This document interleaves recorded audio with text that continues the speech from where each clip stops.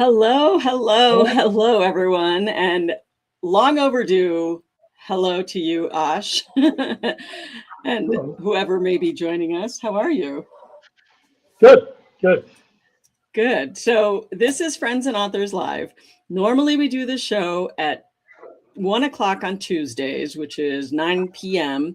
in Germany, where my friend AKVS is. I'm Rosalinda Roman, and this is our show where we share our indie author journeys. Well, our indie author journey this week is all about tech issues and challenges, I think, at least for me. And today we basically moved the show to this morning. For me, it's morning, 9 a.m. on a Thursday. Well, so that we could get Ash better internet. And then we set it up. We were ready to go. And then my internet died, completely died. It just went right at 9 o'clock. It just went dead. So I had to restart my internet. And then Ash, as soon as I came back and mine finally was started, then Ash, yours just totally crashed, right? Yeah. I don't know if it's a function of the heat, but when in doubt, you just go with an American staple, right? So I'm actually live at McDonald's, which, besides having better Wi-Fi than any other place in Germany, also has this wonderful thing. You may have heard of it, Rosalinda, air conditioning. They don't really have that. They haven't discovered that in Europe yet. Okay. So, it's 98 degrees out. When in doubt, if you're traveling or an expat, God bless McDonald's. Clean bathrooms, fast Wi-Fi, air conditioning. Right. So Amazing, amazing. there we Good. go. It's also, So that's really good news, but I wanted to give a shout out to Barb, who is here. She waited 20 minutes while we were supposed to do the live at 9. She kept getting the waiting for author Rosalinda Roman to show up, which thank you for your patience, Barb. I'm so happy that Barb is now here and still, and she has a good sense of humor and said it is too funny. So thank you so much, Barb, for keeping us on on task and giving me a reason to not just scrap the whole thing. Because I had that moment where I thought, you know what, the internet gremlins are against us and I'm just gonna quit. But I didn't, and I didn't want to, because I wanted to have the conversation we were gonna have. We did a little teaser on Tuesday, and you've got so much going on, Ash, and I'm excited to hear more. But yeah, just personally, I want to take a breath and know that we are settled. We've got a good Wi-Fi signal on both ends. So let's do this. okay. Okay. As long as like 12 kids don't come running in here, I think we're good. Um, That's okay. Even if they do, you can handle it. After all the internet issues we had, a kid running through is fine. well, it is McDonald's. It's more for them than us, right? So, you know. Yes, exactly. Yay. Barb says, I came back. Okay. Loyal fan here. Yay for Barb and loyal fans. Thank you. So, what are we going to talk about, Ash? What's the first thing on your mind today besides internet and AC? Um, yeah, there's a couple of updates. All good news on the author front. Uh, so circling back on a couple of things. Thing one, a few months back, I was able to get my books into bookstores, paperbacks, through Ingram Spark, and that seems to be bearing fruit. The libraries are buying the book, uh, and so that's a good start. Both on both That sides of the is, Atlantic. I actually had some library in France bought a couple of copies, oh, uh, really? That's, and I was wondering the when you Midwest told used to me love that them. you got So everything. people in Indianapolis, thank you. So you can actually track which libraries buy your books, or how does that work? I haven't tried it yet. Yeah, it seems to be Indianapolis and yeah. Yeah, absolutely, absolutely. Yeah, it's really cool. So Ash, So that's one Barb thing. wants to The know, other wait, thing, before you go further, and what's this the is name of the book?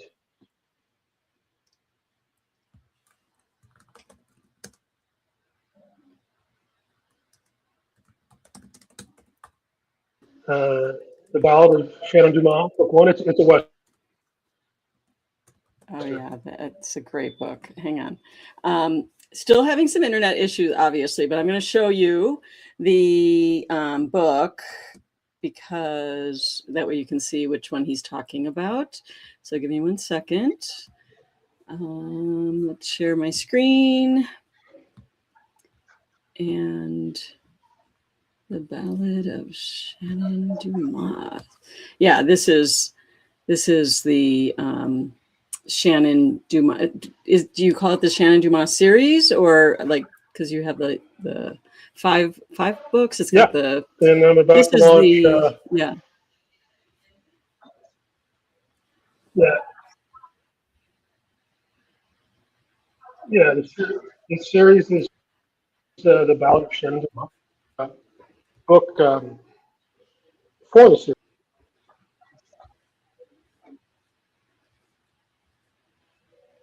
Okay. So that's the books that we're talking about. Go ahead, continue. So you got the. I think if I try to talk, it cuts you off. So I'm going to let you share about the libraries and how that's gone. Well, yeah. So the libraries have started to buy the book, which is great. The other avenue is paperbacks through Ingram Spark, also going to physical bookstores like Walmart, Barnes and Noble, and other stores on both sides of the Atlantic.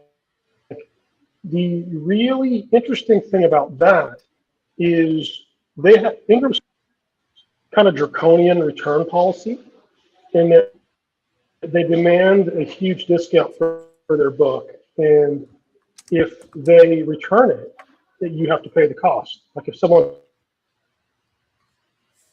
wants to return your paperback,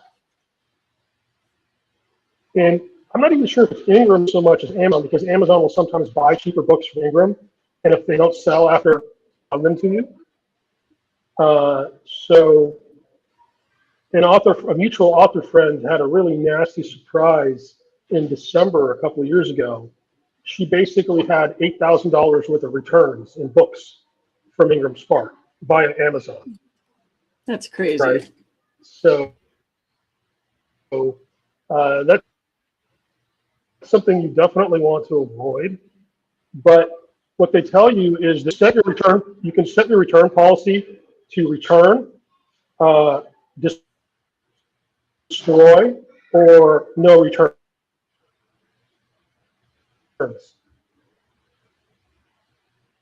And there's so much about you actually lose more money on a return than you make on a book, right? So I set mine to no returns, and everyone said, "You won't sell any books." So I'm selling more books in physical bookstores, even with the do not return policy.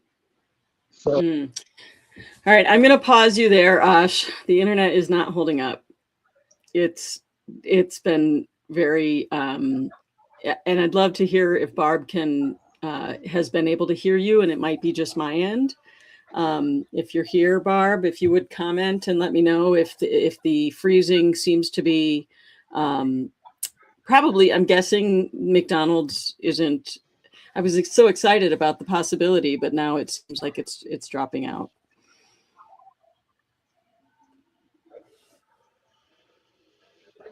Am I dropping out for you? Like, is it as I'm talking, is it cutting out for you? Yes, she says the internet is acting up. Yeah, I'm coming through clearly, but on your end, I think, yeah, his internet is acting up. Oh, it was just too hopeful. I mean, it was, I had hoped a girl could hope. I think we're gonna, it's not, I can't hear you consistently, and I'm sure that means that's the case for the viewers as well. So we're going to work on troubleshooting this. We're going to let you know. I think we're going to scrap it for this week. Let's meet up again and have a better conversation when our internet wants to play nicely next week. What do you think? Barb says, I think the what is she looking for? I think the fires across America has a lot to do with it. He's actually in Germany, so I don't think his is based on anything weird, fires in America, although it could be why mine has been a problem today. Yep.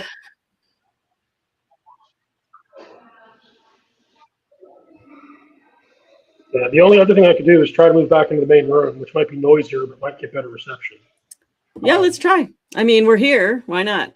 But I'll kick you from the room, and I'll kind of fill everyone in on what you just said, and we'll see if we can get you. Oh, okay. Let me remove you, and then if you'll move, we'll try that. Okay. So yes, Barb, you're right. I didn't put it together. It is early for me, and not early. I'm actually an early riser, but to get my live streaming brain going, I'm not quite there yet. You're right. It has to obviously reach us as well. So who knows what the problem is? It's quite obnoxious. But just to fill you in. So from what I understand that Ash was talking about, he has been getting his books through Ingram Spark. You can get your books, your paperbacks in libraries, and you can also get your books in bookstores. But he was mentioning that there's this kind of crazy, our interpretation is that it's a crazy return policy. And we have a mutual friend who got a very unpleasant surprise toward the end of the year last year, where there was $8,000 worth of returns. Well, I mean, we make like, I don't know, $1.50 a book. So that's a lot of returns. And so there is a way that you can have a no return policy. And within, there's lots of discussions within the indie authors spaces where people are like, well, yeah, but you're going to shoot yourself in the foot. People aren't going to buy your books. But what he was saying is actually he sold more books even without the ability to return them. And I mean, it makes sense because, I mean, if like my mom, she reads a book in a day. So not that she's going to buy it and return it after reading it, but like it would be for me, it's not just an indie author. I think that unless there's a real egregious reason, if there's like production problems and or like you're like me, where you accidentally left out chapter 26 of one of your books, that happened. In that case, I would want to return the books, obviously, replace the books. I would want to be able to replace the books for the customer, for the reader. But in general, returns, you have to wonder why there are 8,000 returns, dollars worth of returns. Okay, let's see. Here we go. Okay, so I hear you now. I don't see you yet. This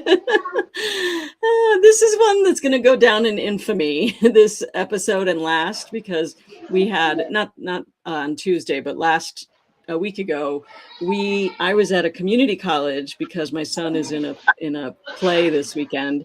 And so I was like, oh, I'll go to the local community college. They have high-speed internet and private rooms, and it was a disaster. And so I don't know. It's funny. I've been live streaming. So for those of you that are new here, I'm like broadcaster by trade. I've been live streaming since live streaming became a thing. In fact, Barb here is my friend, and she and I used to do live streams through an app called Blab, which that was probably 2015, 2016, Barb.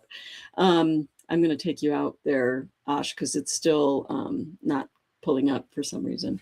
Oh, there you are. Right as I did that, now there he is. There he is. Hello. It looks like you need a minute to get settled, so I'll bring you back in a second. So Barb and I used to do live streams on an app called Blab, which I loved. It was a very community, you know, it just had a very nice community vibe, and we did all kinds of wonderful live streams and chats. And this is kind of when live streaming was really just getting started. And now, unfortunately, Blab went out of business at just like overnight. They just decided, yeah, we're not in business anymore. It broke all of our hearts, but we have been live streaming ever since. So we've seen she says it was 11 years ago. Yeah, that's exactly right. Of course it's right. Barb is like the expert at all of the live streaming stuff. Anyway, we've seen it all. I have lived through the most torturous live streaming problems, and I've lived on a boat for many years. So through that process of living on a boat, the internet has been abysmal in many places, as you can imagine.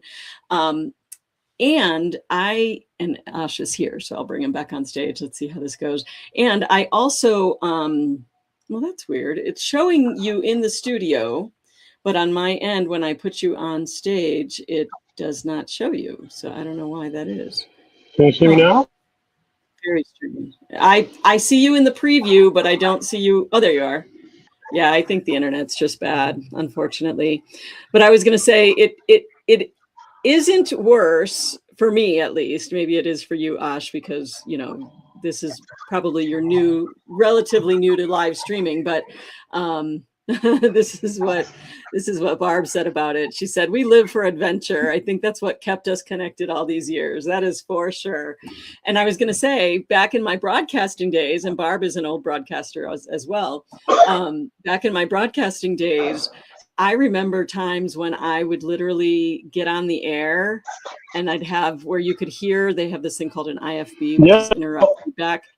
And you would hear the sound of your own voice in your ear while you were trying to talk live on the air. And you just look like a deer in the headlights. So I have lived through all kinds of tech problems live on the air. It's just par for the course. It's how it goes, and we will persevere. I muted you for a second there, Ash, because it was digitizing, but let's see. Is it working now? I'm going to knock on some wood. Yeah, well,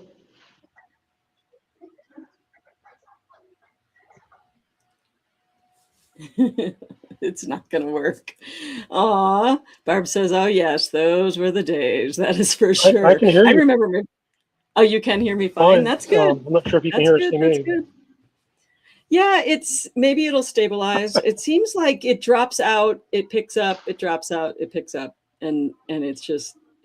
Why don't we try you? Barb has a good suggestion. Let's try you audio only, just to see if that. So let me kick off the let me see if I can turn off the camera. Oh no, solo layout.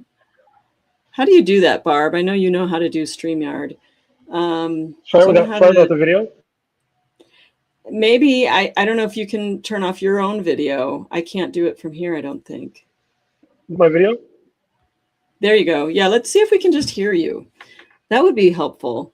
I mean, as our friend once said, you're eye candy, and so we're going to miss the eye candy, but yeah, she said turn off your camera, which you did. Yeah, I turned off the camera if that makes it easier. That makes it at least right now I can hear you just fine. I should find a picture of Ash and put you up there. Anyway, so you were telling us a story about the libraries. Was it the libraries that returned the books, or was it like a local bookstore that you were talking about?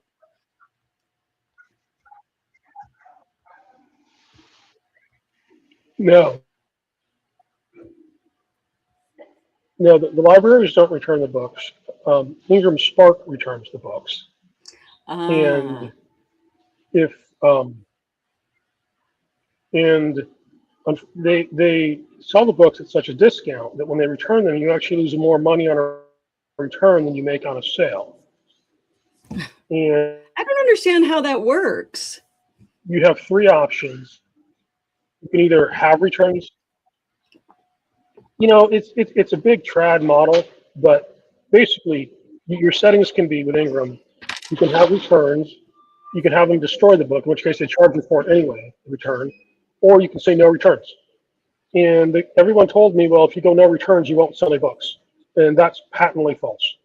Like perhaps I would sell more books if I allowed them to return. But what you don't want is a scenario where Amazon buys your books from Ingram Spark because they're cheaper, tries to sell them, they can't sell them, then returns them to you. I don't know if you heard me earlier, but an author friend got an $8,000 charge on return books from Ingram Spark in December a couple of years ago. Right. Yeah, so no one needs that holiday present. Right. Oh, so that would just be so I'm just here to say, heartbreaking. Ingram Spark, you can distribute your paperbacks through them, and yeah, and just you can set it to do not return, and they're not allowed to return books, and you still sell books through them. Interesting. So that was good news. I actually, I'm glad you said that, because I think a lot of authors would wrestle with that, because you feel we're so used to working in the traditional model of book sales. And so we're trained as consumers that that's just the way things are. And not just book sales, any products, and especially in the US, like you buy it, you don't like it, you take it back. I just yesterday bought something from Best Buy and realized I didn't like it, and I took it back immediately, no questions asked. So I think that we as indie authors have that same feeling, like we need to give that same level of customer service. And we want to. I mean, I certainly don't want someone who has a defective book to have to be stuck with it. I would definitely want to replace a defective product. And at the same time, it's not the same model, because you're talking about going through a company, and then, it's not the same. It's not the same.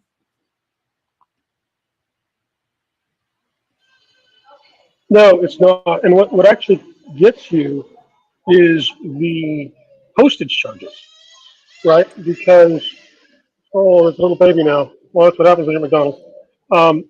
If Sure, my baby. you sell a paperback for $50, yeah. If you sell a paperback for $15 and you make $5 on it, and they return it, well, they charge you for postage, right?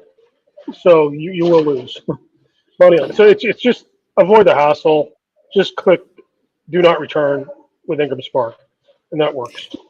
You know what? It's interesting to think about. If a lot of us do that, maybe Ingram Spark would change their policy. If enough authors are like, no, we're not going to do that. I don't know. I mean, that's a thought. I don't know anything about Ingram Spark, so don't listen to me on that.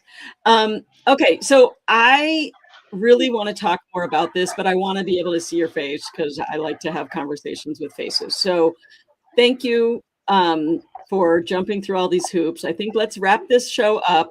Let's troubleshoot between now and, are we going to do it on Tuesdays or Thursdays? Either one works. I think we can go back to our Tuesday slot, I think, if not.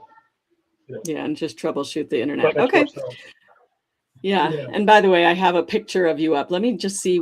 Try turning your camera on one last time, just so we can see you for the goodbye.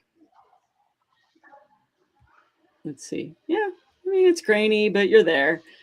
I'm at least glad we got to do something. It's not ideal, but we'll persevere and we'll get through this. And you'll get through the heat wave in Europe, and we'll be okay. I think we'll be fine. Yeah. All right, go eat a hot fudge sundae or whatever. Yeah, that's the last thing I need to do. Yeah. Okay. All right. Talk to you soon, Ash. Thanks. Thank you, Barb, for being here, and anyone else that was here joining us through this internet gremlin problem. We appreciate you, and we'll have hopefully a much smoother show next week. Take care.